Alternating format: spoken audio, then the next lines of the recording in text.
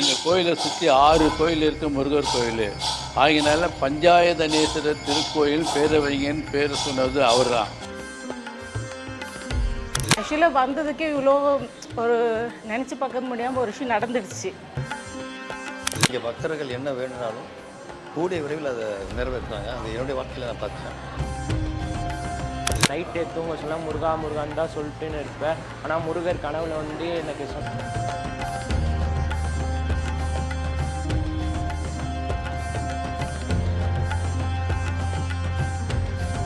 The divine Tamil நேயர்களுக்கு வணக்கம். நான் விஜய் அரிகரசுதன். இன்றைக்கி நாம் எங்கே இருக்கோம் அப்படின்னு பார்த்தீங்கன்னா, திருவொற்றியூரில் ஜோதி நகரில் அமைந்திருக்கிற ஸ்ரீ பாலசுப்ரமணிய பஞ்சாய தானேஸ்வரர் கோயிலில் தான் இருக்கும். இந்த கோயிலோட சிறப்பு என்ன அப்படின்னு பார்த்தீங்கன்னா, இங்கே உள்ள முருகப்பெருமான் கிட்டத்தட்ட 42 அடி உயரம் கொண்ட முருகப்பெருமான். இந்த கோயிலுக்கு பல சிறப்புகள் இருக்குது. முருகன்னாலே எப்போதுமே சிறப்பு தான். இந்த கோயிலை பற்றியும் இந்த கோயிலுக்கு வந்த பக்தர்களுக்கு என்ன மாதிரியான விஷயங்கள் நடந்திருக்கு அப்படிங்கிறத பற்றியும் பக்தர்கள்ட்ட கேட்டு தெரிஞ்சுக்க போகிறோம். வீடியோக்குள்ளே போகலாம் வாங்க.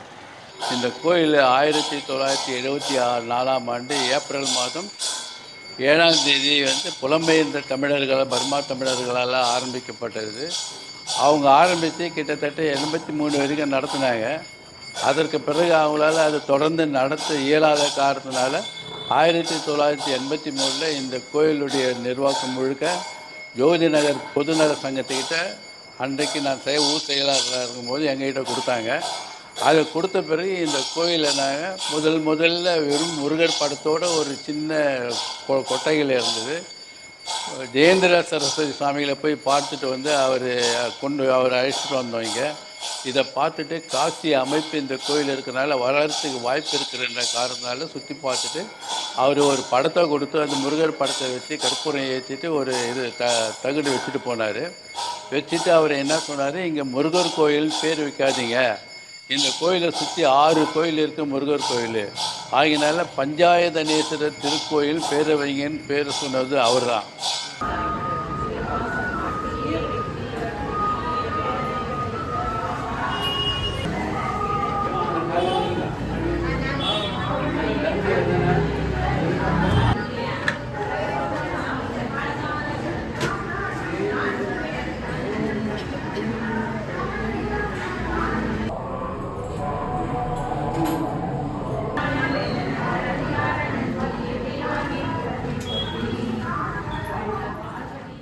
வைப்ரேஷன் அப்படியெல்லாம் ஃபீல் பண்ணல. ஜஸ்ட்டு சரி கோவில் இருக்கே பார்க்கலாமே. இதுக்கு முன்னாடியே நான் முருகன்கிட்ட வேண்டி எனக்கு ஒரு சில நிகழ்ச்சிகள் நடந்திருக்கு.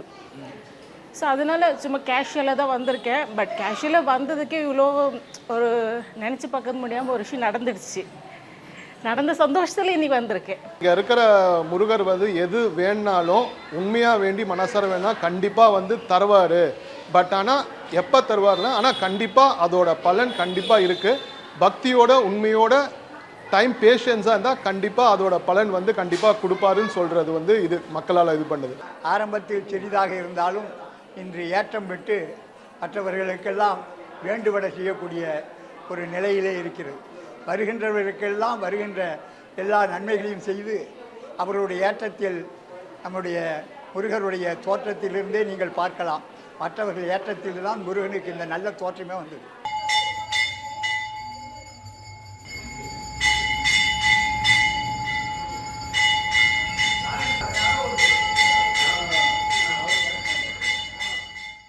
எந்த விதமான ஃபங்க்ஷனும் எதையும் விடுறதில்லை.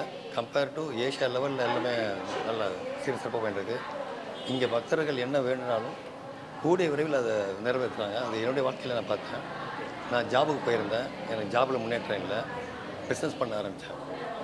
எந்த தைரியம் இருந்தாலும் முருகன் நினச்சி தான் பண்ணுறது. தைரியமாக பண்ண ஆரம்பித்தோம். இன்றைக்கி வெல் செட்டில் ஆகிருக்கேன். நான் 5 வயசுலேருந்து இங்கே உதவி பண்ணிக்கின்னு இருக்கேன். இதோ நான் இந்த கோயிலுக்கு நான் பாஸ் ஆகணும் வேணுனேன். என்னை முருகர் பாஸ் ஆகிட்டார். நான் நைட்டு தூங்க சொல்ல முருகா முருகான்னு தான் சொல்லிட்டுன்னு இருப்பேன். ஆனால் முருகர் கனவுல எனக்கு சொன்னது, என்னை இதோ எக்ஸாமில் நல்லா படித்து மதிப்பெடு எடுக்கணும்னு சொன்னார். பிள்ளைகள் படிப்பு விவகாரத்தில் சரியாக இருந்தால அந்த பிள்ளைகளுடைய வேண்டுகோள் என்னக்கு அது சரஸ்வதி சிலைங்க நாங்கள் நிர்மாணம் பண்ணியிருக்கோம். இந்த சரஸ்வதி சிலையை வச்சதே அது அவர் அந்த மூலியமாக அதுக்காக தான் வச்சுருக்கோம். அதே மாதிரி ராகு கேதுக்கு இதை வச்சுருக்கோம் நாங்கள். அதனால் வச்சுட்டு முருகனுடைய அனுகிரகத்தால் எல்லோரும் நல்லாயிருக்கும். எங்களுக்கு என்ன தேவையானதை செய்துக்கு தான் கிடையாது. அதனால தான் வந்துக்கிறோம். செய்கிறதுனால தான் நம்ம திரும்பி வரோம். இல்லாட்டினா நம்ம போகிறோம். நம்ம பிரார்த்தனை பலிக்குது. அதனால் வந்து அந்த 42 அடி முருகன் எப்போ வைக்கணும்னு தோணுச்சு? இது என்னாச்சுன்னா, நாங்கள் இங்கே எடுத்துகிட்டு வரும்போது இதுக்கு முன்னாடி ரவின்றவர் ஒருத்தர் தலைவராக இருந்தார் இந்த கோயில்.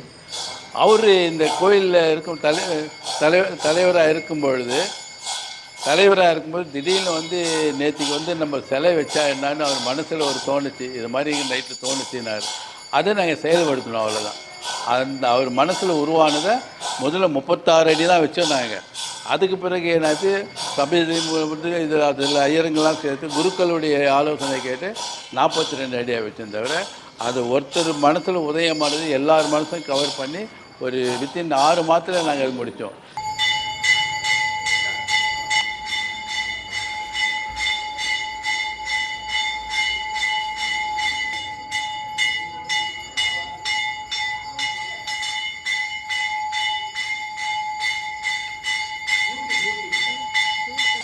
அது எதிர்பார்க்காத அந்த நிகழ்ச்சியில் அந்த நேரத்தில் நான் வந்து வெளியே போக வேண்டிய சூழ்நிலை, கம்பெனியில் வேலை விஷயமா வெளியே போக வேண்டிய சூழ்நிலை. அன்றைக்கி வந்து என்ன கோயிலில் வந்து சின்ன ஃபங்க்ஷன், அது விசாகம் நட்சத்திரம் இது வந்து சரி அங்கே போயிட்டு போகலான்னு வரும்போது எனக்கு இந்த செய்தி வருது. நான் இந்த செய்தியில் கலந்துங்கன்னா நான் வெளியே போயிட்டு என் மனைவியை வந்து நான் பார்க்கக்கூட முடியாத சூழ்நிலை ஏற்பட்டிருக்கும். அந்த முருகர் விசாக நட்சத்திரம் இதில் கலந்ததுனால எனக்கு உடனே இந்த நிகழ்ச்சி என் மனைவி உடம்பு சரியில்லாத நினைச்சு உடனே அவங்கள போய் ஆஸ்பத்திரி அட்மிட் பண்ணி செய்ய வேண்டிய சூழ்நிலை ஏற்பட்ட பிறகு என்னுடைய நம்பிக்கை அதிகமாகிடுச்சு. நல்லா படித்து எனக்கு நல்லா வச்சுருக்காரு எங்கள் மக்கள். அதனால் தவறாமல் வர்றாங்க. எப்படி பிரதோஷமும் இவங்க தவறாமல் இங்கே வந்து எங்களுக்கு கொடுத்தா நல்ல நிம்மதி, நல்ல வளர்ச்சி இருக்கும், எல்லோரும் நல்லா இருக்கும்.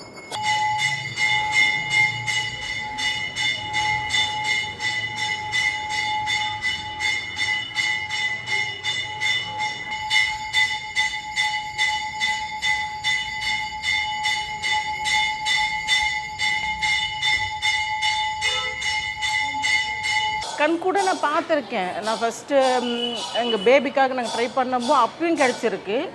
இப்போது நாங்கள் அதான் சொல்கிறேன், நார்மலாக நான் எதுவும் வேணும்னு கேட்கல.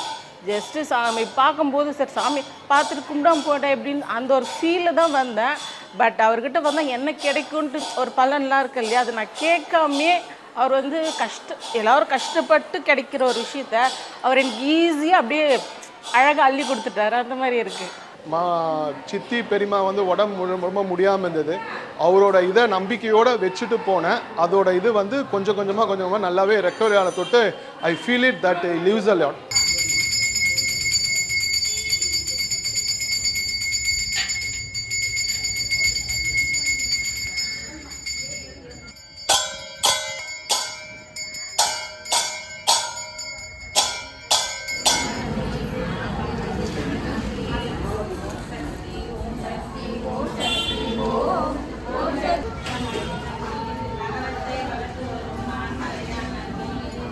ஆரம்ப காலத்தில் வந்து பழனிக்கு போகிற பழக்கம் உண்டு.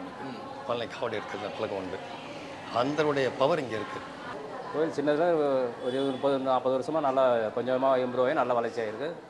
கேட்டவர்களுக்கு எல்லாருக்கும் நல்லா கருணையாக கொடுக்கறனால எல்லாம் கூட டெய்லி கிருத்திகைக்கெலாம் நல்லா அன்னதானம் பண்ணுறோம்.